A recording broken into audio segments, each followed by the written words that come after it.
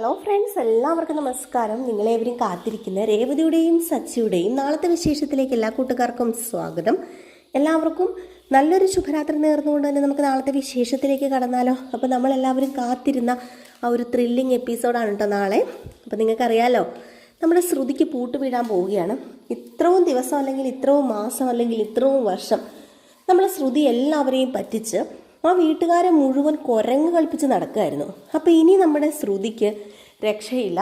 സച്ചിയും രേവതിയും ബീരാനെ തൂക്കിയെടുത്തുകൊണ്ട് നേരെ ചെല്ലുന്നത് ചന്ദ്രോദയത്തേക്കാന്നേ. അവിടെ ചെന്ന് കഴിയുമ്പോഴത്തേക്ക് എന്താ സംഭവിക്കാൻ പോകുന്നതെന്ന് നിങ്ങൾക്ക് കേൾക്കണ്ടേ? അപ്പോൾ ഞാൻ കഥയിലേക്ക് കിടക്കുകയാണേ. അപ്പോൾ നാളെ നടക്കാൻ പോകുന്ന സംഭവമാണ് കേട്ടോ.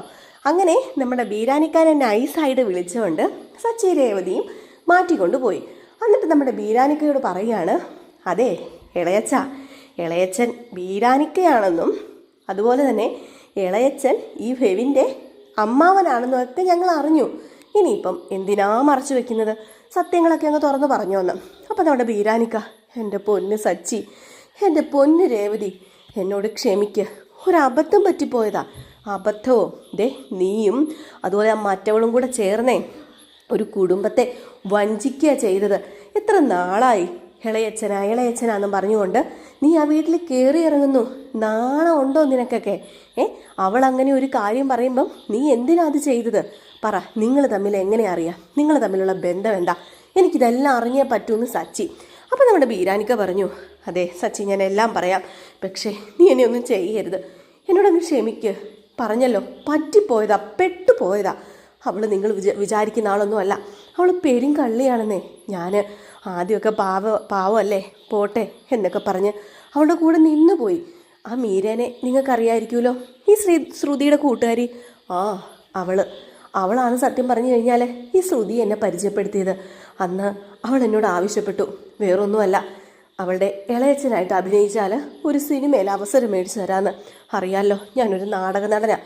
ഏതൊരു നാടക നടൻ്റെയും ഏറ്റവും വലിയ ആഗ്രഹമെന്ന് പറയുന്നത് എന്താ? സിനിമയിൽ അഭിനയിക്കുക. അപ്പം എനിക്ക് കിട്ടിയ ചാൻസ് ഞാൻ ഇല്ലാതാക്കേണ്ട കാര്യമുണ്ടോ? ഞാൻ സിനിമയിൽ അഭിനയിക്കാനായിട്ട് അവിടെ ആ ഒരു വേഷം എടുത്തിടേണ്ടി വന്നു. ഇളയച്ചൻ എന്ന വേഷം. കുറേ നാൾ അവരെന്നെ വട്ടം പറ്റിച്ചു. ലാസ്റ്റ് സിനിമയില്ല, ഒന്നുമില്ല. എന്നാൽ പിന്നെ ഞാനങ്ങ് മാറാമെന്ന് വെച്ച് കഴിഞ്ഞപ്പോഴത്തേക്കും അവൾ ഓരോന്ന് പറഞ്ഞ് എൻ്റെ അടുത്ത് വന്നു. എന്നിട്ട് എൻ്റെ ജീവിതം തകരും, അങ്ങനെയാണ് ഇങ്ങനെയാണ്. എനിക്ക് കുറച്ച് മനസ്സാക്ഷിയുള്ള കൂട്ടത്തിലാണ്. ഒരു പെങ്കൊച്ചിൻ്റെ ജീവിതം തകർത്ത് വേണ്ട ആവശ്യം എനിക്കുണ്ടോ? അപ്പം ഞാൻ അങ്ങ് നിന്നു കൊടുത്തു.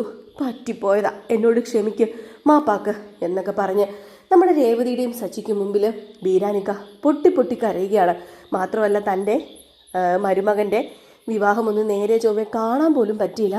തന്ത്രപരമായിട്ട് എന്നെ മാറ്റി നിർത്തുമായിരുന്നു. അവൾ പറഞ്ഞത് പ്രകാരം ഞാൻ മാറി നിന്നു. എനിക്ക് ഈ വിവാഹം പോലും കാണാൻ പറ്റിയില്ല. എൻ്റെ മക്കളെ വിവാഹ സമയത്ത് ഒന്ന് അനുഗ്രഹിക്കാൻ പോലും പറ്റിയില്ല സച്ചി. എന്ത് ചെയ്യാനാ, പെട്ടുപോയില്ലേ എന്നൊക്കെ. ഏതായാലും ഈ സമയത്ത് നമ്മുടെ സച്ചി പറയാണ്, ബീരാനിക്കാരെ ഞങ്ങൾ വെറുതെ വിട്ടേക്കാം, പോട്ടെ. പക്ഷേ അവൾ പെരുങ്കള്ളിയാണേ. ഇത്ര വർഷം, ഏകദേശം 1.5 വർഷമായി അവൾ ഞങ്ങളെ പറ്റിച്ചുകൊണ്ടിരിക്കുക. എന്നെ മാത്രമല്ല, ഞങ്ങളൊരു കുടുംബത്തെ മുഴുവൻ പറ്റിച്ചുകൊണ്ടിരിക്കുക. അപ്പം ബീരാനിക്ക എന്താ ചെയ്യേണ്ടത്? ബീരാനിക്ക അങ്ങ് വരണം ഞങ്ങളുടെ വീട്ടിലേക്ക്, സത്യങ്ങളൊക്കെ പറയണം. അയ്യോ കുഞ്ഞെ, അങ്ങനെ എന്നോട് പറയല്ലേ, സത്യങ്ങളൊക്കെ തുറന്നു പറയാനോ ഞാനോ? ബീരാനിക്ക തന്നെ ബീരാനിക്കയുടെ വായും കൊണ്ട് സത്യങ്ങളൊക്കെ തുറന്നു പറയണം. കാരണം വേറൊന്നുമല്ല, ബീരാനിക്ക പറഞ്ഞാൽ മാത്രമേ എൻ്റെ വീട്ടിലെല്ലാവരും വിശ്വസിക്കത്തുള്ളൂ. ആ പെരുങ്കള്ളി ഇനി വെച്ച് ഉറപ്പിക്കാൻ പറ്റത്തില്ല. അവളുടെ ഈ കള്ളത്തരം പണ്ട് മുതലേ ഞങ്ങൾക്ക് തോന്നിയതാ. അപ്പം രേവതി പറഞ്ഞു, അല്ലേലും കള്ളത്തരം മുന്നോട്ടേക്ക് കൊണ്ടുപോകുന്നത് നല്ലതാണോ ബീരാനിക്ക സത്യസന്ധമായ ഒരാളാണെന്നും ഇവിടെ ഉള്ളവരൊക്കെ പറയുന്നുണ്ട്, നല്ലൊരു മനുഷ്യനാണെന്നൊക്കെ. അപ്പം ഈ ബീരാനിക്ക കാണിച്ച കള്ളത്തരത്തിനൊരു പ്രായശ്ചിത്തം ചെയ്യണ്ടേ? അതിന് ഞങ്ങളുടെ കൂടെ വരിക, ഞങ്ങളുടെ കൂടെ വന്ന് അവിടെ എല്ലാവരോടും സത്യം പറയുക. അവളുടെ ഈ അഴിഞ്ഞാട്ടം അവസാനിപ്പിക്കണമെന്ന് നമ്മുടെ സച്ചിയും. അങ്ങനെ ഒരു വിധത്തിൽ നമ്മുടെ ബീരാനിക്ക സമ്മതിക്കുകയാണ്, വരാം, സത്യങ്ങളൊക്കെ തുറന്ന് പറയാമെന്ന്. രേവതിയും സച്ചിയും നല്ലവരാണെന്ന് സത്യത്തിൽ നമ്മുടെ ബീരാനിക്ക ഇപ്പോഴാണ് തിരിച്ചറിയുന്നത്. ഏതായാലും ബീരാനിക്ക രേവതിയുടെയും സച്ചിയുടെയും കൂടെ പോവുകയാണ്. ചന്ദ്രോദയത്താണെങ്കിൽ പായസം വെക്കുകയാണ് കേട്ടോ. ഗംഭീരമായ പായസമൊക്കെ വെച്ച് നമ്മുടെ ശ്രുതി നേരെ ചന്ദ്രയ്ക്കും അതുപോലെ രവീന്ദ്രനൊക്കെ കൊടുത്തു. രവീന്ദ്രനാണെങ്കിൽ കുറച്ചേ കുടിക്കുന്നുള്ളൂ, ഷുഗറാണ്, പ്രഷറാണ് എന്നൊക്കെ പറഞ്ഞ് ചന്ദ്രയോടും പറയുന്നുണ്ട്, എടി ഇത് പായസം കുറച്ച് കുടിക്കുക, ഇനി നീ വിവാഹ സ്ഥലത്ത് അവിടെ നിന്ന് കുടിച്ചതല്ലേ, അപ്പോൾ കുറച്ച് കുടിച്ചാൽ മതി എന്ന് പറയുമ്പോൾ എൻ്റെ മരുമോള് വെച്ച പായസം എന്ത് ടേസ്റ്റാണെന്ന് നോക്കിയേ, അടിപൊളി പായസം. ഇത് കുടിച്ചില്ല പിന്നെ എന്ത് കുടിക്കാനാ? ഓ, എങ്കിലും ഇന്നാ വിവാഹം കണ്ടപ്പോഴാണ് ഞാൻ ഓർത്തത്, എനിക്ക് 2 മരുമക്കളുണ്ട്. പണമുള്ള വീട്ടിൽ നിന്ന് 2 മരുമക്കൾ. ഇങ്ങനെ വല്ലതും ആയിരുന്നോ എൻ്റെ മരുമക്കളുടെ കല്യാണം? അല്ലെങ്കിലും ഇങ്ങനെ ആയിരിക്കേണ്ടതല്ലല്ലോ. എൻ്റെ മരുമക്കൾ വലിയ പണമുള്ളവരല്ലേ. അങ്ങനെയാണ് ഇങ്ങനെയാണ്, ആനയാണ് ചേനയാണ് മറുതയാണെന്നൊക്കെ പറഞ്ഞ് ചന്ദ്ര ശ്രുതിയെ പുകഴ്ത്തുന്നുണ്ട്.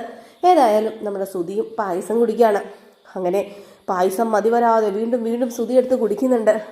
ഏതായാലും പായസം കുടിച്ച് കഴിഞ്ഞ് പുറകെ വരുന്നുണ്ട് പപ്പടവും അതുപോലെ തന്നെ പഴവും ഒക്കെ ആയിട്ട് നമ്മുടെ ബീരാൻ അവിടെ നിന്ന് ഇറങ്ങിയിട്ടുണ്ട്. അങ്ങനെ നമ്മുടെ സച്ചിയും രേവതിയും എത്തുകയാണ് ബീരാനിക്കാരെയും കൂട്ടി. അച്ഛാ അച്ഛാ അച്ഛാ എന്ന് വിളിച്ചുകൊണ്ടാണ് സച്ചി വരുന്നത്. അപ്പോഴത്തേക്കും തന്നെ നമ്മുടെ രവീന്ദ്രൻ ചോദിക്കുന്നുണ്ട്, എന്താണ് നീ വെപ്രാളപ്പെട്ട് ഓടി വരുന്നത്, എന്താ പറ്റിയത്? അപ്പോഴത്തേക്കും ചന്ദ്ര പറയാണ്, അവൻ എന്തെങ്കിലും അക്കിടി ഒപ്പിച്ചിട്ട് അല്ലെങ്കിൽ അവൻ ആരെങ്കിലും തല്ലിയിട്ട് വരുന്നതായിരിക്കും, അല്ലാതെ ഇവൻ എന്തറിയാൻ, ഇവന് തല്ല് മാത്രമല്ലേ അറിയത്തുള്ളൂ. അപ്പോഴത്തേക്കും എനിക്ക് തല്ല് മാത്രമേ അറിയത്തുള്ളൂ, ഞാനേ ഇങ്ങോട്ട് തിരിച്ച് തല്ലിയാൽ അന്തസ്സായിട്ട് അങ്ങോട്ടും തല്ലും, അതാണ് ഞാൻ, അല്ലാതെ കള്ളത്തരം ഒന്നും എൻ്റെ കയ്യിലില്ല. അപ്പോഴത്തേക്കും തന്നെ ശ്രുതിക്ക് ആകപ്പാടെ ഒരു മൊത്തത്തിലൊരു ചേഞ്ച് കേട്ടോ. എന്താ സച്ചി ഇങ്ങനെ പറയാൻ കാരണം? കള്ളത്തരം ചെയ്യുന്നവർക്കാണല്ലോ പിടിക്കപ്പെടുമെന്ന് പേടി വരുന്നത്. അങ്ങനെ നമ്മുടെ സച്ചി പറഞ്ഞു, അതെ ഒരു ഗസ്റ്റ് വന്നിട്ടുണ്ട്, നിങ്ങൾക്കൊക്കെ കാണണ്ടേന്ന്. അപ്പം ഗസ്റ്റോ? ഏത് ഗസ്റ്റ്? ആര്, എപ്പം, എങ്ങനെ? അപ്പോഴത്തേക്കും തന്നെ നമ്മുടെ ചന്ദ്ര പറയുന്നുണ്ടോ, വഴിയിൽ നിന്ന് ആരെങ്കിലും കയറ്റിക്കൊണ്ട് വരുന്നതായിരിക്കും, അല്ലെങ്കിൽ ഇവന് പണ്ട് പോലെ ഉള്ളതല്ലേ, വഴി കണ്ട ആരെങ്കിലും കയറ്റിക്കൊണ്ട് വരല്ലോ. പറഞ്ഞു, ഇത് വഴി കണ്ടവരും ഒന്നുമല്ല, ഇത് ഒരു അടിപൊളി ഗസ്റ്റാണ്, ബാ ഇളയച്ചാ കയറി എന്ന്. അങ്ങനെ നമ്മുടെ ബീരാൻ കയറി വരുന്നു. ബീരാൻ കയറി വന്നതും ഉയ്യോ ചന്ദ്ര, ഇതാര്, ഇളയച്ചനോ, ശ്രുതിയുടെ ഇളയച്ചനോ എന്ന് ചോദിച്ചുകൊണ്ട്. അപ്പോഴത്തേക്കും നമ്മുടെ ബീരാൻ്റെ മുഖത്തെ ആ ഒരു പരിഭ്രമവും ആ ഒരു വേർക്കലും വിളറി വെളുത്ത് നിൽക്കുന്ന ബീരാനെയൊക്കെ കണ്ടു കഴിഞ്ഞപ്പോഴത്തേക്കും നമ്മുടെ ശ്രുതിക്ക് ഏകദേശം കാര്യം പിടികിട്ടി. ശ്രുതി പതുക്കെ പരിങ്ങി ചെന്നിട്ട്, അല്ല ഒരു മുന്നറിയിപ്പും ഇല്ലാതെ എന്തിനാ ഇപ്പോൾ ഇളയച്ചൻ ഇങ്ങോട്ടേക്ക് വന്നത് എന്ന്. ഇത് കേട്ടതും നമ്മുടെ ചന്ദ്ര പറഞ്ഞു, അതെന്ത് ചോദ്യമാണ് ചോദിക്കുന്നത്? ഒരു മുന്നറിയിപ്പും ഇല്ലാതെ വന്നെന്ന് ഓർത്തുകൊണ്ട് എപ്പോൾ എന്താ കുഴപ്പമിരിക്കുന്നത്? അപ്പോഴാണ് നമ്മുടെ ശ്രുതി പറഞ്ഞത്, എനിക്ക് മനസ്സിലായി, ബിസിനസ് മെച്ചപ്പെടുത്താൻ വേണ്ടി കഴിഞ്ഞ ദിവസം ഞാൻ ശ്രുതിയോട് കുറച്ച് പൈസ ആവശ്യപ്പെട്ടു, അതുമായിട്ട് വന്നതായിരിക്കുമല്ലേ എന്ന്. അപ്പോഴത്തേക്ക് സച്ചി, അതെ അതെ അതെ അതെ, നിന്റെ ബിസിനസ് മെച്ചപ്പെടുത്താൻ വേണ്ടി തന്നെയാടാ വന്നിരിക്കുന്നത്, നിന്റെ ബിസിനസ് ഇന്ന് തന്നെ മെച്ചപ്പെടുമെന്ന്. അങ്ങനെ ബീരാന് അകത്ത് കയറി രവീന്ദ്രൻ പറഞ്ഞു, വാ ബീരാനെന്നല്ല ഇളയച്ച ഇരിക്കാനും പറഞ്ഞു. അങ്ങനെ ഇളയച്ചൻ ഇരിക്കുന്നില്ല. ഇളയച്ചൻ ആകെപ്പാടെ മൊത്തം മാറ്റം, മുണ്ടും ഷർട്ടൊക്കെയാണ് ഇളയച്ചൻ ഇട്ടിരിക്കുന്നത്. അപ്പോഴത്തേക്കും നമ്മൾ ചന്ദ്ര ചോദിച്ചു, അല്ല ഈ ഒരു കോസ്റ്റ്യൂമിൽ ഇതുവരെ കണ്ടിട്ടില്ലല്ലോ, ഈ മുണ്ടും ഷർട്ടൊക്കെ എന്ന് പറഞ്ഞപ്പോഴത്തേക്കും, ദേ ഇളയച്ചൻ പല വേഷങ്ങൾ ചെയ്യും, ഇളയച്ചനെ നല്ലൊരു നാടക നടനും കൂടെയാ. അപ്പോഴത്തേക്കും തന്നെ നമ്മുടെ ശ്രുതിക്ക് കാര്യങ്ങളൊക്കെ ഏകദേശം പിടികിട്ടി. ഇനിയിപ്പം രക്ഷയില്ല, സത്യങ്ങളൊക്കെ നമ്മുടെ സച്ചി അറിഞ്ഞു, രേവതി അറിഞ്ഞു എന്ന് മനസ്സിലായി. അപ്പൊ ചന്ദ്ര ചോദിച്ചു, നാടക നടനോ? അപ്പൊ നാടകത്തിലൊക്കെ ഉണ്ടോ? അപ്പോഴത്തേക്കും നമ്മുടെ സച്ചി പറഞ്ഞു, നാടകത്തിൽ മാത്രമല്ല, വീരാനിക്ക ജീവിതത്തിലും അഭിനയിക്കാറുണ്ട്. അങ്ങനെ കുറച്ച് പേരുടെ ജീവിതത്തിൽ അഭിനയിച്ച് വശം കെട്ട ഇപ്പം ഇവിടെ നിൽക്കുന്നത് എന്ന് പറഞ്ഞപ്പോഴത്തേക്കും രവീന്ദ്രൻ, എന്താടാ സച്ചി നീ ഇങ്ങനെ വല്ലാണ്ട് സംസാരിക്കുന്നത്? അയാളെ കളിയാക്കുന്നത് പോലെ ഇങ്ങനെ കയറി വരുന്ന ഒരാളെ കളിയാക്കുവാണോ ചെയ്യേണ്ടത്? കളിയാക്കുമല്ല ചെയ്യേണ്ടത്, ഇവനിട്ടൊരെണ്ണം പൊട്ടിക്കുമായിരുന്നു ചെയ്യേണ്ടത്. ഇവനോ? എന്താടാ നീ വിളിച്ചത് എന്ന് ചന്ദ്ര ചോദിച്ചപ്പോഴത്തേക്കും, എന്നാൽ പിന്നെ നമുക്കൊരു കാര്യം ചെയ്യാം, ബീരാന്ന് വിളിക്കാം. ഇത് കേട്ടതും നമ്മുടെ ശ്രുതിക്ക് വീണ്ടും ഒരു ഞെട്ടല്, സത്യങ്ങളൊക്കെ പുറത്തായിന്ന് ശ്രുതിക്ക് മനസ്സിലാവുകയാണ്. ഏതായാലും ബാക്കി വിശേഷം നാളെ നമുക്ക് കാണാം. ഏതായാലും കഥകളൊക്കെ വിളമ്പി കൊടുക്കും ആര്? നമ്മുടെ ബീരാനിക്ക.